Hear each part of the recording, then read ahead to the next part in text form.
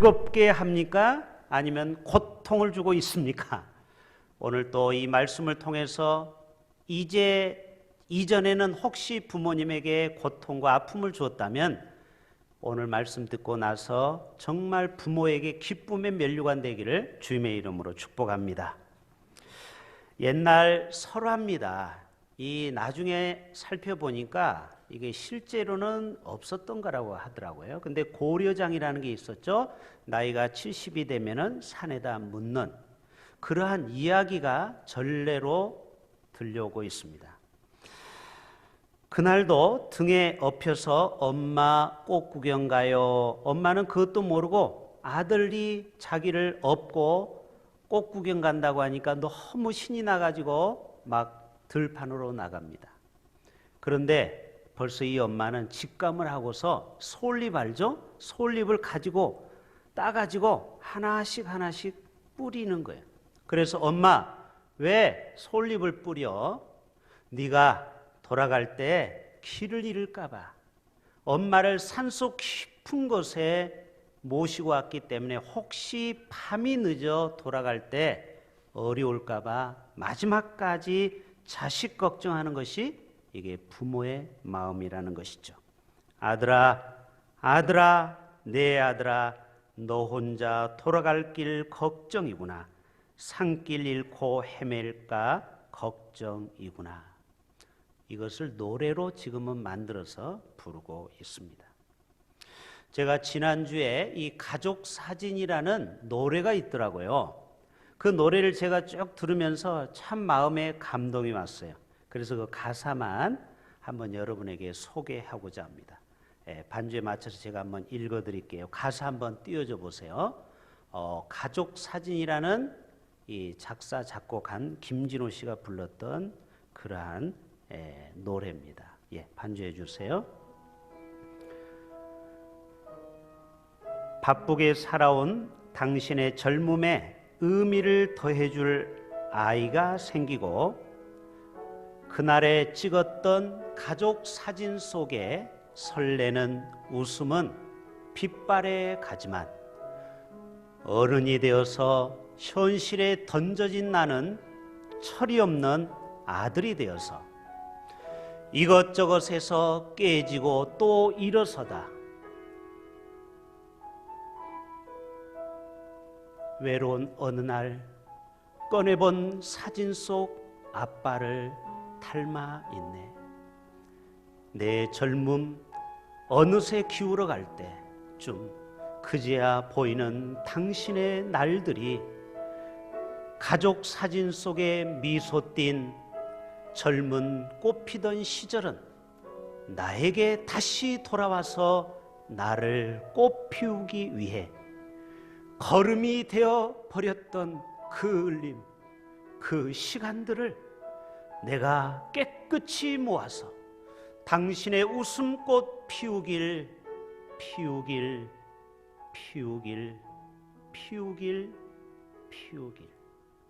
이렇게 해서 이제 노래가 끝나요. 근데 제가 붉은 글씨로 써놓은 거 있죠? 나를 꽃 피우기 위해 걸음이 되어버렸던 그 울림. 우리 부모는 나를 위해서 걸음이 되었다라는 거예요. 속이 새카매가지고 자신의 인생을 나를 위해서 다 한 줌의 흙이 되어서 내가 이만큼 장성하고 또 그런 대로 이 세상에서 떵떵거리고 살 수 있었던 것은 우리의 육신의 부모의 헌신과 희생과 사랑인 줄로 믿습니다. 이거를 우리는 기억해야 돼요. 그래서 저도 부모님 사진을 한번 저희 가족 사진에다가 합성해 봤어요. 한번 보여줘 보세요. 저희 아버님, 어머님 지금은 이 땅에 안 계셔서 빛바랜 사진만 남았어요. 옛날 사진이라서 흑백인데 그것도 흐릿한 제 머리 위에 있는 분이 저희 아버님이고 우측에 있는 분이 어머님이에요. 우리 아내와 자식들은 한 번도 할아버지를 시아버지를 본 적이 없어요. 결혼하기 전에 일찍 돌아가셔서. 그런데 제가 저 사진을 다시 한번 보니까 엄마 아빠를 제가 닮았더라고요. 이 사진을 보면서 우리 형제들에게 다 나눠주고서 정말 우리 어른 세대로서 우리 자식들을 잘 키워서 우리가 장차 천국에서 부모님을 기쁨으로 만나보자, 이런 제가 막내로서 그러한 내용을 보내봤습니다. 이 시간에는 한 3분 정도 우리 영상을 볼 것입니다. 방송실 준비해 주시고요. 여기에서 아버지라는 주제로 실제로 실험을 통해서 이 땅의 아버지가 겪는 그 아픔, 또 자식을 향한 늘 미안하고 자식을 향한 애틋한 마음을 우리 영상을 잠깐 보도록 하겠습니다. 예, 방송실.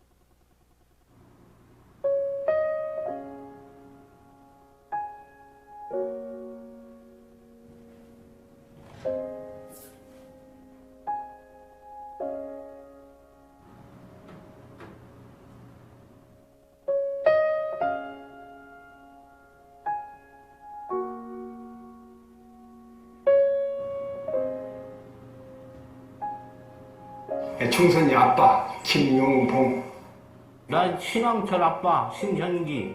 이영근입니다. 큰아들이. 저 영우 아버지 되는 사람입니다. 조유섭 아빠, 진영이 아빠, 성함은 김성복.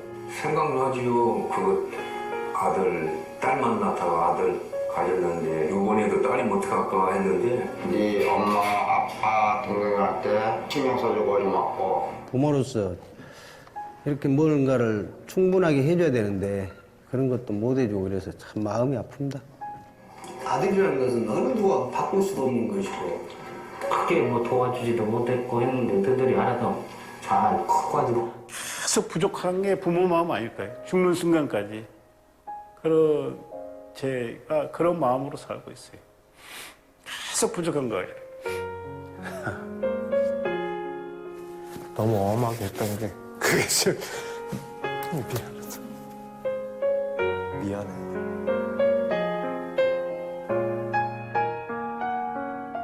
항상 내가 부족하고 항상 미안해요. 걔한테는. 미안하다 참. 모든 것이 부족하고 못 가르치고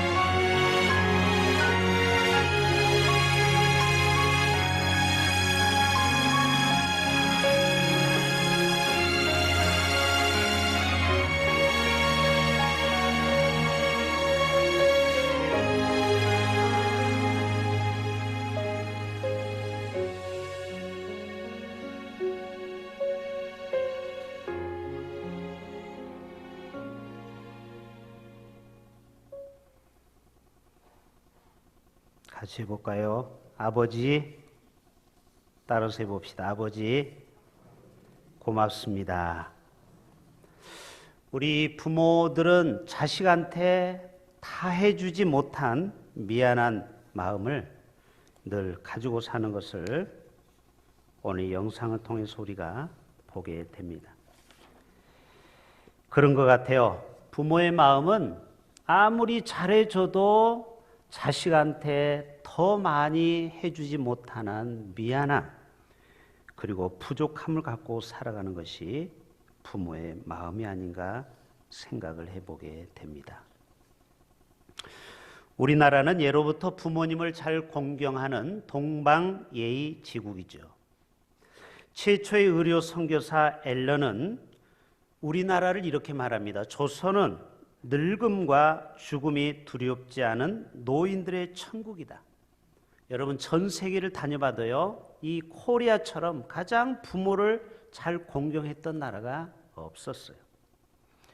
그런데 최근에 유니세프라는 유엔 아동기금에서 태평양 지역의 17개국 청소년 1만 명을 대상으로 당신의 부모를 존경하고 사랑합니까? 라고 물어봤을 때, 어른들을 정말 존경하는지에 대해서 물어봤을 때 우리나라 청소년은 몇 프로가 되는지 아십니까? 13%입니다. 그러니까 지나가는 아이들 10명을 붙잡고 물으면은 9명은 부모와 어른 세대를 존경하지 않는다라는 거예요. 부모 공경은 성경에서 말하고 있지만 먼저 우리가 인간적으로 생각해 볼까요? 왜 우리가 부모를 마땅히 사랑하고 존경해야 됩니까?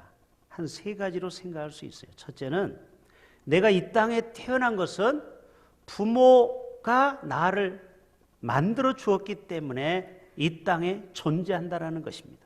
내가 지금 살아 숨쉬는 것은 하늘에서 떨어진 것이 아니고 부모님이 나를 이 땅에 태어나게 했다라는 거예요. 두 번째로는요, 이 세상에 그 어떤 누구보다 부모님이 나를 제일 사랑한다라는 거예요.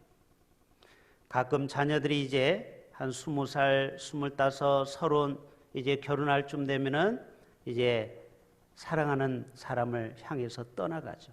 그전에는 그렇게 부모를 생각하고 기억했던 아이들이 이제는 자기의 반려자에게 푹 빠집니다. 그때 부모가 얼마나 허탈한 마음을 갖고 있는지 몰라요. 그러나 여러분, 이 세상에 그 누구보다 가장 나를, 자식을 아끼고 사랑하는 사람은 부모님 외에 또 누가 있겠습니까? 그리고 부모님은요, 항상 같은 자리에 계십니다. 세상은 내가 실수하고 잘못하고 그러면은 한 번, 두 번은 봐줄 수 있는데 그 다음부터는 봐줄 수가 없어요. 관용이 통하지가 않아요. 그러나 혹시 자식이 범죄하여서 감옥에 갔을지라도 부모는 그 자식을 버리는 부모가 없어요. 면회를 가고 끝까지 그 자녀 곁에서 남아있는 분이 바로 부모님인 것입니다. 유명한 영국의 역사가 에드워드 기번은 로마 제국의 멸망사라는 유명한 책을 썼습니다. 로마가 멸망을 했거든요. 근데 로마가 한 세대를, 한 기간을 정복했는데 나중에는 망하게 된 것이 여러 가지 전쟁에서 패했다든지 여러 가지 도덕적으로 타락했다든지 여러 가지가 이유가 있지만 많은 역사가들은 가장 큰 이유를 젊은이들의 태도에 돌리고 있습니다. 왜 그러냐면 그때 그 당시의 로마 시대는 어른들의 지혜와 판단력을 거부하고 60세 이상 노인들은 다리 밑으로 다 떠밀어 버려라, 우리에게 필요 없다라는 그러한 기조가 팽배했습니다. 결국 원로원의 그 의견을 무시한 채 시행착오를 겪다가 결국 로마는 멸망했다라고 그렇게 기록하고 있습니다. 오늘 성경에 보면 뭐라고 했어요? 부모에게는 지혜가 있고 모략이 있고 거기에는 놀라운 판단의 능력이 있다. 그래서 23절에 보면 진리를 사되 팔지는 말며 지혜와 훈계와 명철도 그리할지니라. 왜 우리가 어미의 말을 경홀히 여기면 안 되고 왜 부모의 말을 우리가 따라야 됩니까? 수십 년 나보다 인생을 먼저 살은 어른들의 지혜가 있다라는 것입니다. 프랑스 역사를 보면은 69명의 왕이 집권을 했는데 3명의 왕만 가장 착한 왕이 되었어요.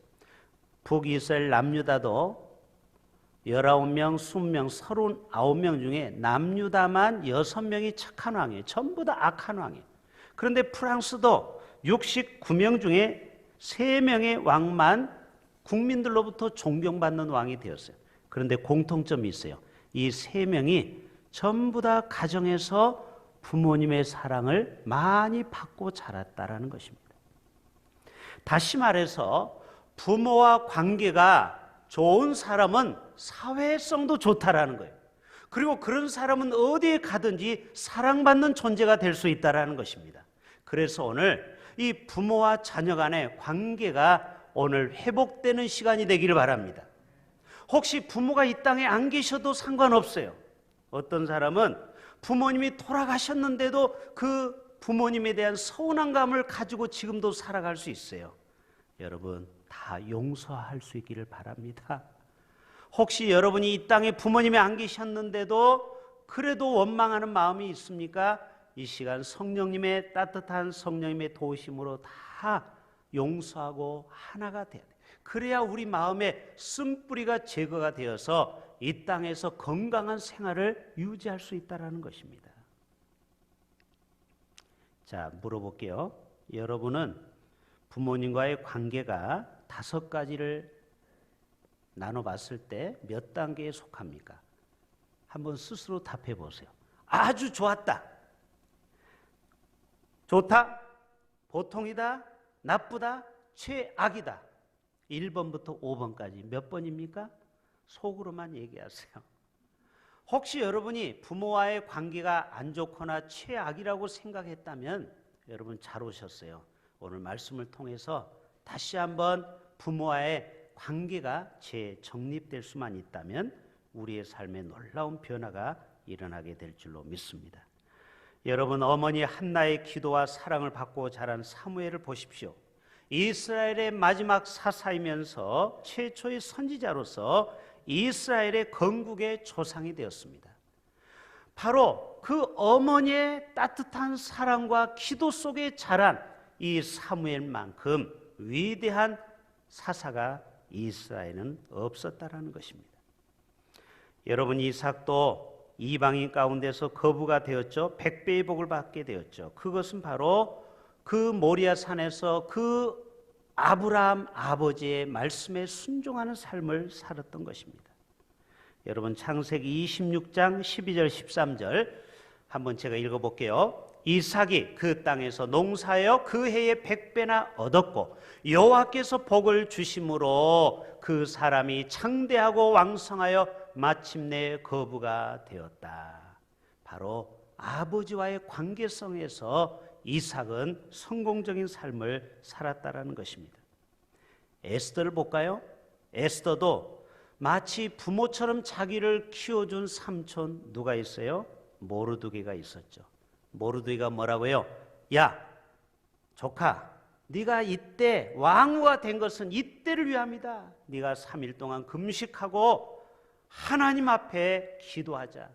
그럴 때 그 말에 순종하고 왕 앞에 가서, 옛날에는 왕이 아무리 왕후래도 부르지 않으면 갈 수 없는데 목숨을 걸고 왕 앞에 나아갔잖아요. 그때 아하수에로 왕이 얼굴이 정말 금식해서 초췌한 이 에스더의 얼굴을 보고 얼굴이 갑자기 아름답게 보여서 이 나라의 절반이라도 너에게 주겠다. 내 소원이 무엇이냐 할 때 자신의 억울함을 다 소상하게 이야기합니다. 그때 부림절날 6월절 그 유대인들이 다 학살을 당할 뻔한 그 위기를 극복하고 왕으로서 그가 하나님과 사람 앞에 위대한 여왕이 되었습니다. 바로 왕후가 되었어요. 이것은 바로 삼촌 누구? 모르드게의 말에 순종하는 삶을 살았다라는 것입니다. 10계명 중에 5번째 계명이 내 부모를 공경하라. 이것이 너에게 준 첫 번째 약속이니 네가 이 땅에서 잘되고 장수하리라. 좀 이따 이 말씀 우리가 한번 읽어볼 것입니다. 에베소서 6장에서도 이로써 내가 잘되고 땅에서 장수하리라 하면서 반복해서 구약과 신약에서 쌍을 이루면서 우리에게 부모 공경에 대한 필요성을 말씀하고 있습니다. 저는 오늘 이 룻을 통해서 두 가지만 간단하게 말씀을 드립니다. 이 룻이 어떻게 해서 그 믿음의 명문 가문이 다윗이 나오고 예수 그리스도가 그 가문 가운데 나오는 이러한 어마어마한 축복을 받을 수 있었는가? 그것은 바로 룻의 그 시어머니에 대한 공경심입니다. 그가 한 번 가족은 영원한 가족, 한 번 해병은 영원한 해병, 그런 말이 있는 것처럼 비록 남편이 죽고 시아버지가 죽었지만 당신과 영원히 함께 떠나서 당신과 함께 하겠다고 한 이 룻의 그 어머니에 대한 효심을 하나님은 귀하게 보신 겁니다. 여러분 룻기 1장에 보면은 정말 대단한 효녀가 나옵니다.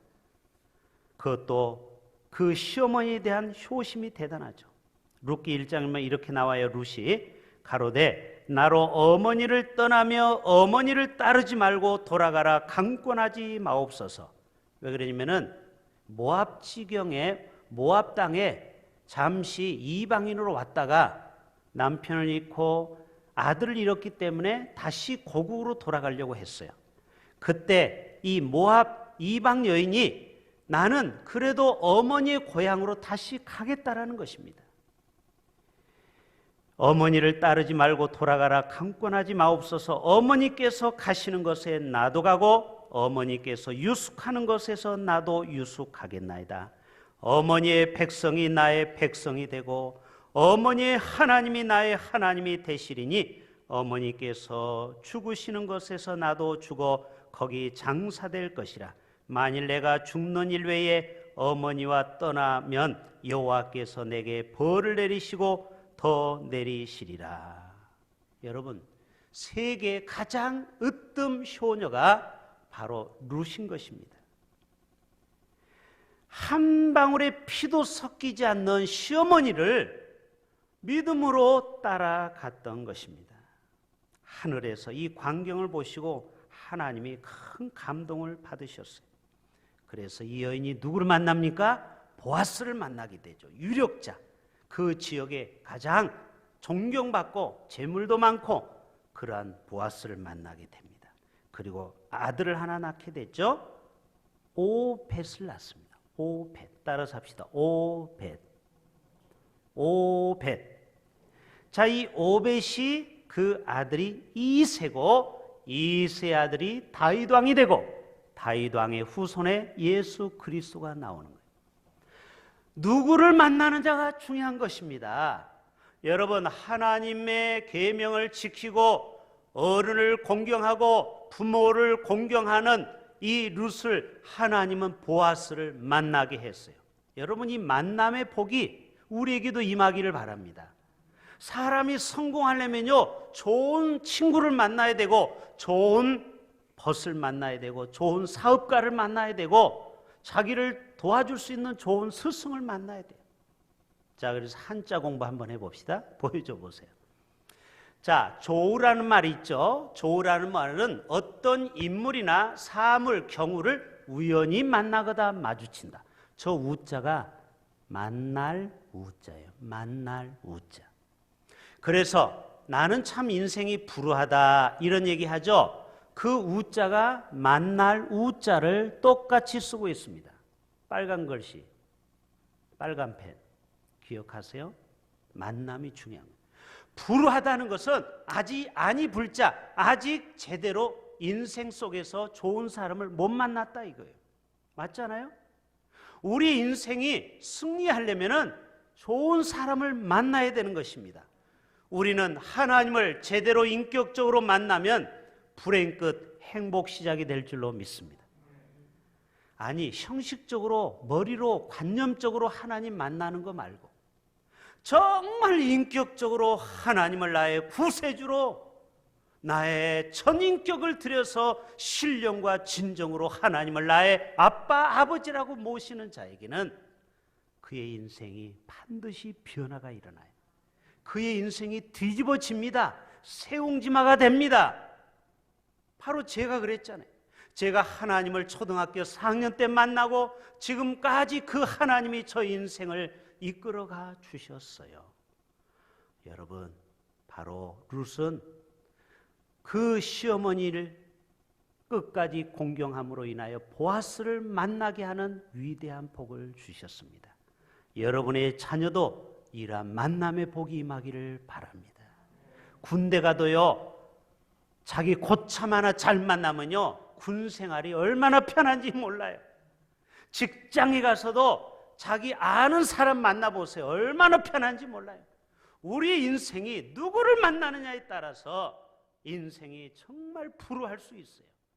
그러나 정말 제대로 인생이 만나면 그의 삶이 놀랍게 꼬였던 것이 풀려지고 하나님의 위대한 복을 받게 되는 것입니다. 저와 여러분 모두가 다 이러한 만남의 복을 받기를 축복합니다. 그러려면요, 어른을, 부모를 잘 공경해야 돼요. 마지막, 효도하는 사람에게는요, 이 땅에서 하늘의 복과 땅의 기름진 복을 주십니다.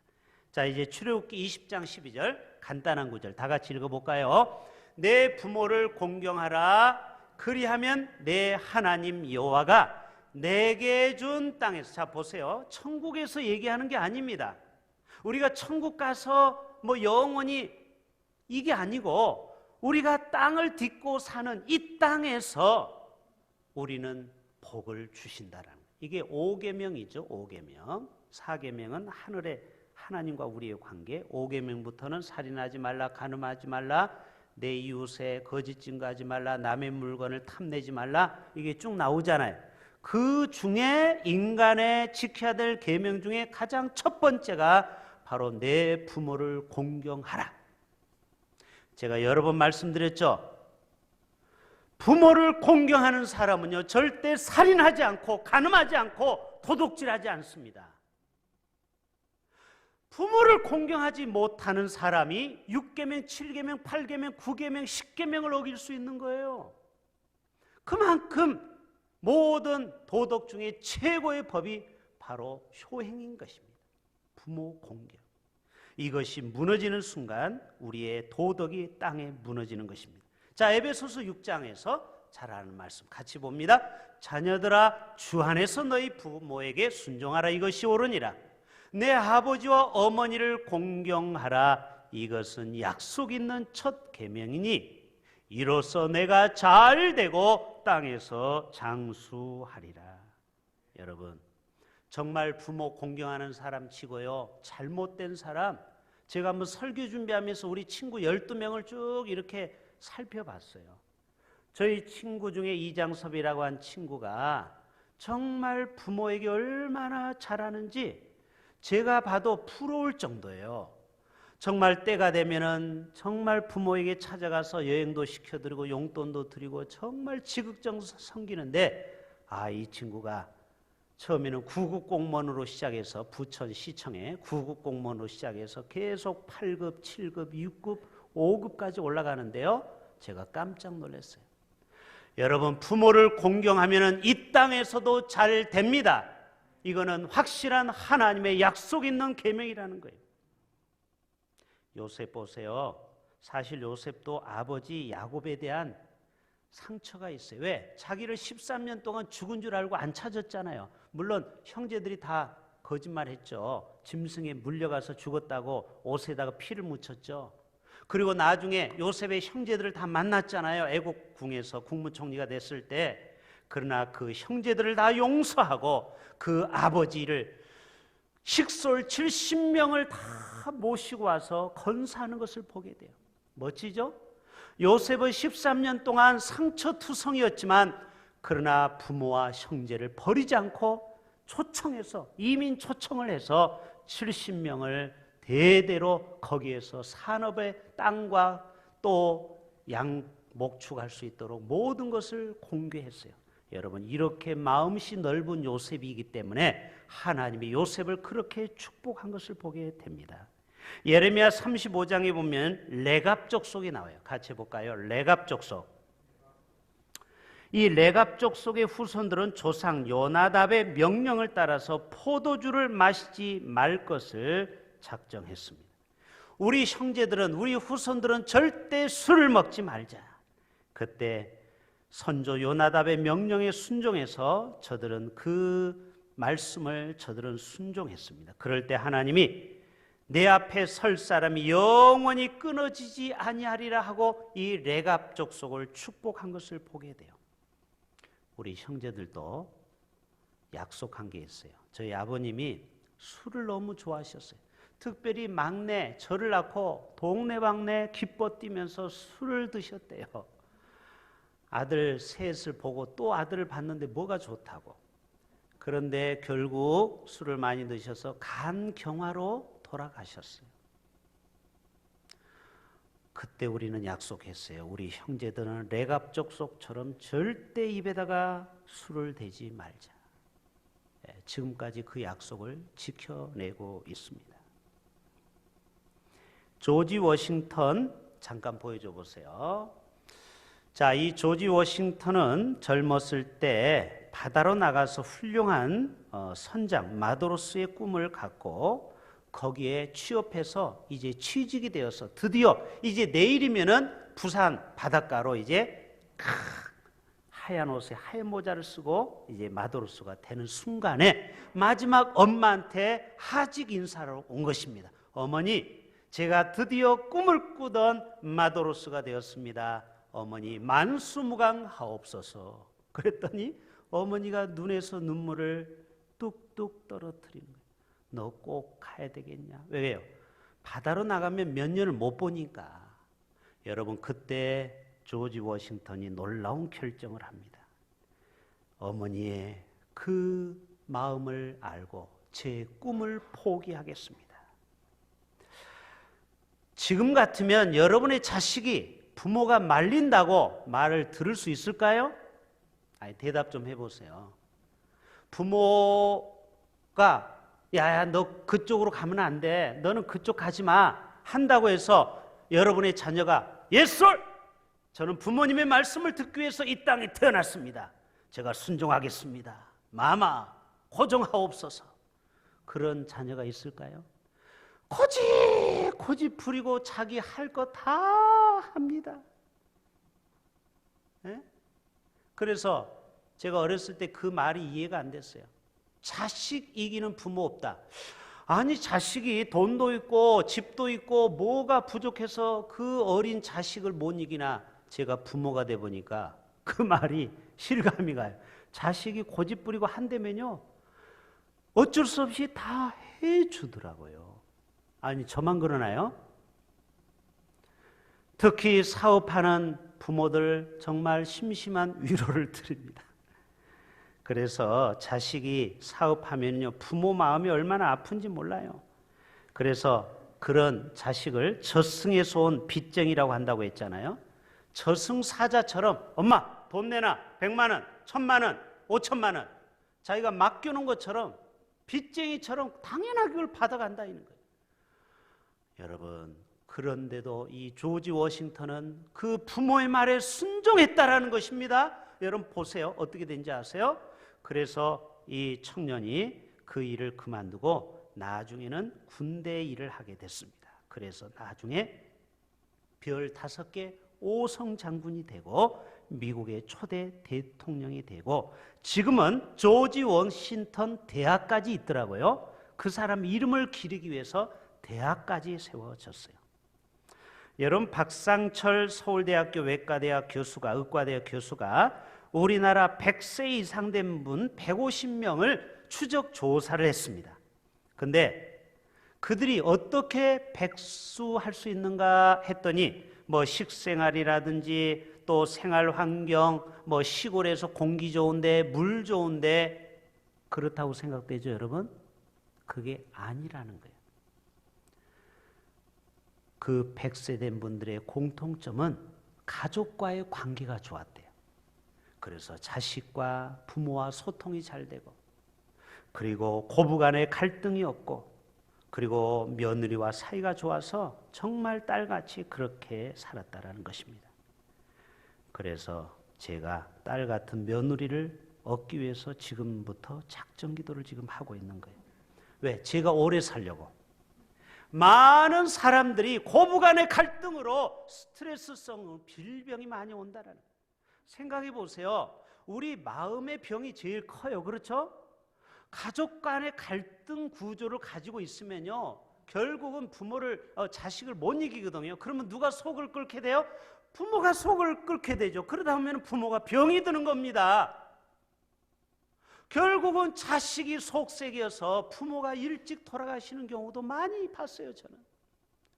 그래서 우리 자녀에게 네 엄마 아빠가 아프면 네 책임이야? 엄마 아빠가 혹시 병들어 죽게 되면 바로 너 때문이야. 제가 아주 협박을 해요. 네가 나를 스트레스를 주는 거야. 부모를 기쁘게 해봐. 왜 부모가 오래 못 살아? 아니, 다 그런 건 아니고 대체적으로 그렇다 이 말입니다. 특별히 하나님의 뜻으로 일찍 가시는 분도 물론 계시지만 대체적으로 통계학적으로 그렇대요. 여러분, 한국 도자기 회사 김동수 회장님 한번 보여줘 보세요. 우리나라 도자기가 세계 5대 도자기로 그렇게 떠오른답니다. 이분이 회사를 행복 경영론으로 하는데, 이 회사는 무조건 직원들에게 효도할 수 있도록 특별 보너스금을 준대요. 그리고 반드시 실천하라는 거예요. 너희가 5월 달에는 반드시 이 돈으로 너희 자식 새끼를 위해서 쓰지 말고 너희 노부모를 위해서 써라. 그리고 갔다 와서 보고해라. 그러니까 철저히 회장님은 직원들에게 효를 가르치는 경영을 한 거예요. 근데 놀라운 건요, 이직률이 있죠? 이 회사 그만두는 이직률이 제일 적은 회사로 나오게 되고요. 그리고 사고도 적고 노사 간의 갈등도 없는 회사가 됐답니다. 결론, 부모 공경하는 자녀가 많은 회사는, 그 회사는 경영도 잘 된다는, 마음이 하나가 되고 탄합이 잘 되어서. 그러나 엘리 제사장은 두 아들 어떻게 됐습니까? 겉으로는 제사장의 아들로서 부족함이 없이 그렇게 잘 자랐어요. 그러나 결국 효심이 없었어요. 왜요? 이 두 아들에게 여러 번 경고했거든요. 엘리가 너 그러면 안 된다, 그러면 안 된다. 그래도 부모 말을 귀뚱해도 듣지 않았어요. 결국 어떻게 됐습니까? 이 두 아들이 결국은 다 죽고 엘리 제사장도 결국은 넘어져서 죽었다고 성경은 말하고 있어요. 결국 엘리 가문은 망해버렸어요. 결국 부모의 말에 불순종한 아들 둘을 둔 엘리 제사장 가문은 결국은 성경에서는 망한 가문의 좋은 샘플이 되어버렸습니다.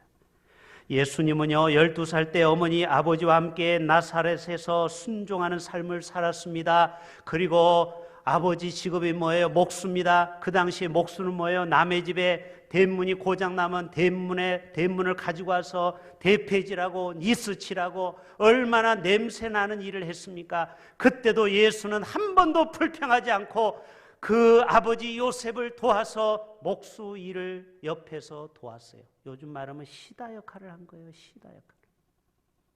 여러분, 예수님은 순종의 사람이었습니다.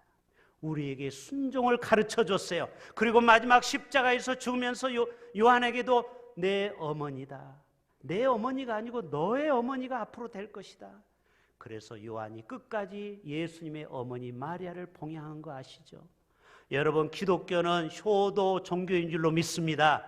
기독교만큼 효를 강조하는 종교가 없어요.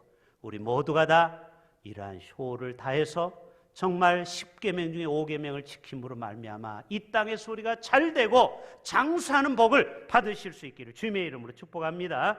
하나님